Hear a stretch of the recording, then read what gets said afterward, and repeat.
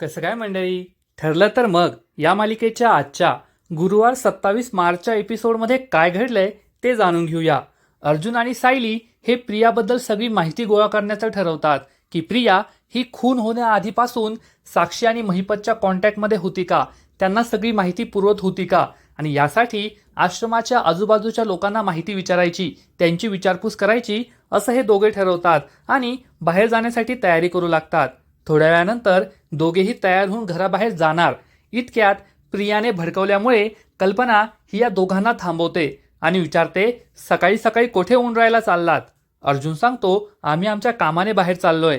तर कल्पना म्हणते, तुला काय काम करायचं ते कर, तू जा, पण तुझी ही बायको याच घरात थांबणार, या घरातील सगळी कामं करणार. हे ऐकून सायलीला मोठा धक्काच बसतो. सायली विचारते, आई हे तुम्ही काय बोलताय? तुम्हीच मला घरातील सगळी कामं करायला सांगताय का? तेव्हा कल्पना म्हणते, हो मीच सांगते, कारण मला तुझा प्लॅन कळलाय.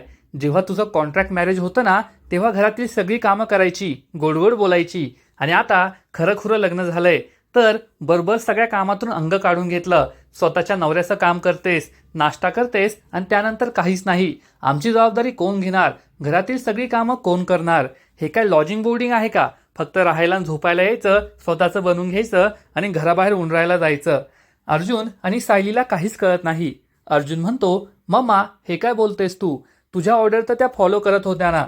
तर सायली म्हणते, आई याचा अर्थ मी सगळी कामं करायची का? बागकाम करायचं, घरात सगळ्यांची काळजी घ्यायची, औषधाच्या वेळा सांभाळायच्या, नाश्ता आणि जेवणसुद्धा सगळ्यांसाठी बनवायचं का? तेव्हा कल्पना म्हणते, हो तू हे सगळ्यांसाठी करायचं.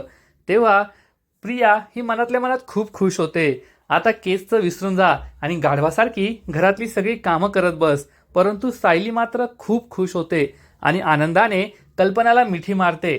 थँक्यू आई असं म्हणते. त्यामुळे प्रियाच्या पायाखालची जमीनच सरकते. तिला काही समजतच नाही. अर्जुन सुद्धा खूप खुश होतो. सायली म्हणते, थँक्यू प्रिया, तुझ्यामुळेच हे शक्य झालं. तर प्रिया विचारते, मी काय केलंय? तर अर्जुन म्हणतो, नाही मिसेस सायली, मला आता खरं कारण कळलंय. असं झालं असेल की मम्माच्या स्वप्नात या तन्वीने बनवलेला उपमा आला असेल. मग ती खडबडून जागी झाली असेल की नाही, आपल्याला आता तन्वीच्या हातचं काही खायचं नाही, म्हणून ही जबाबदारी तिने तुम्हाला दिलेली असेल. कल्पना चिडून म्हणते, अर्जुन गप्प बस. तर सायली म्हणते, अहो मला माहितीये हे सगळं प्रियाच्या डोक्यातून आलंय, कारण प्रियाचं डोकं कुठे आणि कसं चालतं हे मला चांगलंच कळतं. तिनेच आईंना सांगितलं असेल. सायलीला हे सगळं कसं कळलं हे ऐकून प्रिया आणि कल्पनाला आश्चर्याचा धक्काच बसतो. सायली म्हणते, मी हे सगळं आनंदाने करणार आणि मला हे करताना खूप आनंद होईल, कारण आता पूर्ण आजींना किती गोड खाऊ द्यायचंय याकडे मला लक्ष देता येईल. बाबांना किती मीठ द्यायचंय याकडे मला लक्ष देता येईल. अर्जुन म्हणतो, हो तुम्ही ते नंतर करा, आता आपण आधी बाहेर जाऊया, आपल्याला महत्त्वाचं काम आहे ना? तर सायली म्हणते, तुम्ही ऑफिसला जा, मी थोड्या वेळाने येईल. अर्जुन ऑफिसला जातो. इकडे किल्लेदारांच्या घरी रविराजला समजतं की तन्वीने अश्विनशी लग्न केलंय आणि त्याला जबर धक्काच बसतो. तो नागराज, सुमन आणि प्रतिमाला जाब विचारतो की हे तुम्ही कसं होऊ दिलं?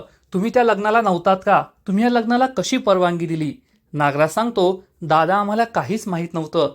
तर सुमन म्हणते, भाऊजी आम्ही काय करणार होतो? आम्हाला हे सगळं नंतर कळालं. तेव्हा रविराज विचारतो, याचा अर्थ प्रतिमालाही माहीत नव्हतं का? प्रतिमा सांगते, मला माहीत होतं, माझ्या परवानगीनेच हे लग्न झालंय. रविराजला मोठा धक्काच बसतो. रविराज विचारतो, प्रतिमा तू असं कसं करू शकतेस? मी तुझा नवरा आहे, तन्वीचा बाप आहे. मला न सांगता माझ्या परवानगीशिवाय तू माझ्या मुलीचं लग्न कसं काय लावून देऊ शकते? आणि ते सुद्धा ते सुभेदारांच्या मुलाशी. आत्ताच्या आत्ता मी तेथे जातो आणि त्यांना जाब विचारतो. प्रतिमा खूप घाबरते आणि म्हणते, अहो माझं ऐकून घ्या. तर रविराज तिच्यावर जोरात ओरडतो, गप्प बसायचं, एक शब्दही नाही बोलायचा.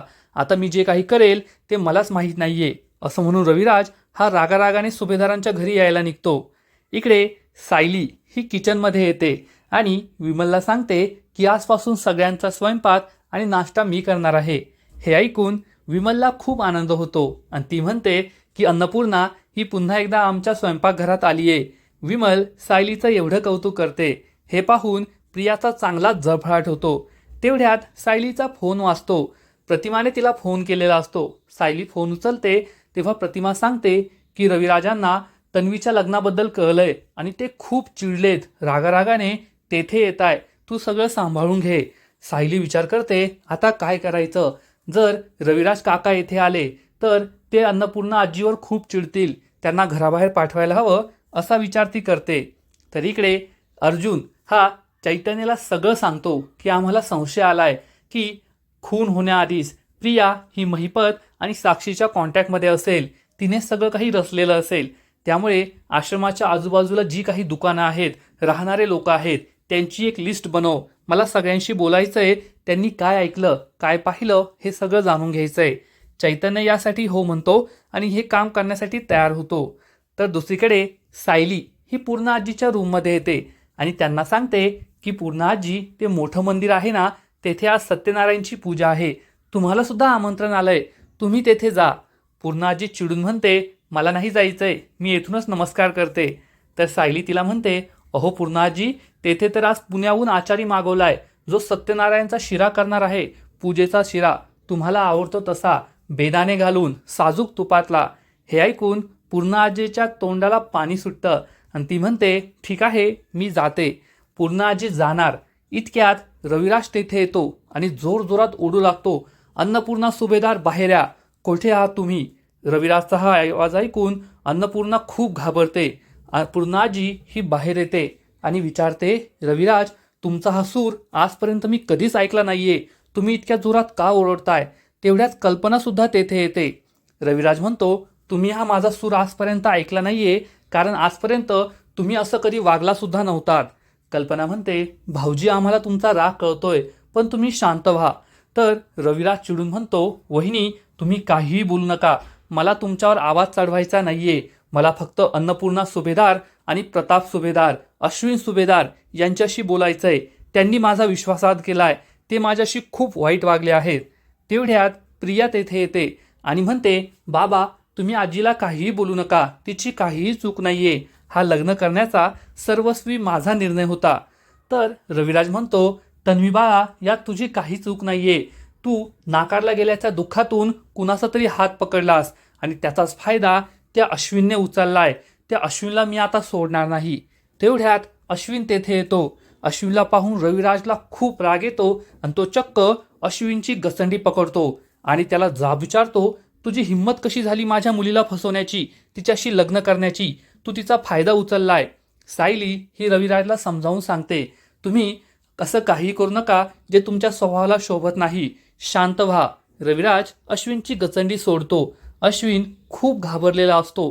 तो रविराजसमोर हात जोडून म्हणतो काका, मला माफ कर, पण माझं बोलणं ऐकून घे.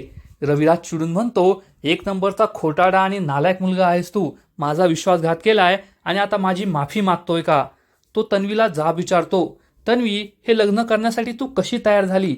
अर्जुनशी लग्न नाही झालं म्हणून अश्विनशी लग्न केलं, हा विचार तुझ्या मनात आला तरी कसा. त्यावेळेस सायली ही रविराजला समजावून सांगते काका, तुमचा राग मला कळतोय, कोणत्याही बापाला आपल्या मुलीचं कन्यादान करण्याची इच्छा असते, त्यात तुम्ही आपल्या मुलीला शोधण्यासाठी 20 वर्ष घालवलीत आणि त्यात असं झालं.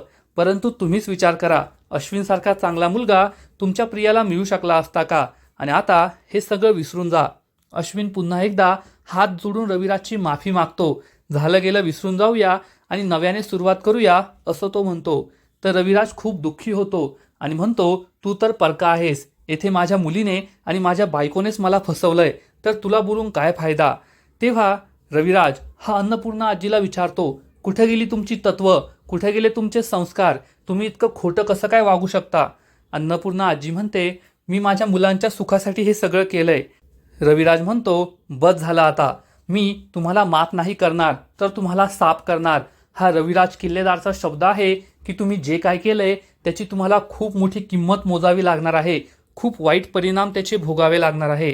हे ऐकून संपूर्ण सुभेदार कुटुंब चांगलंच घाबरतं.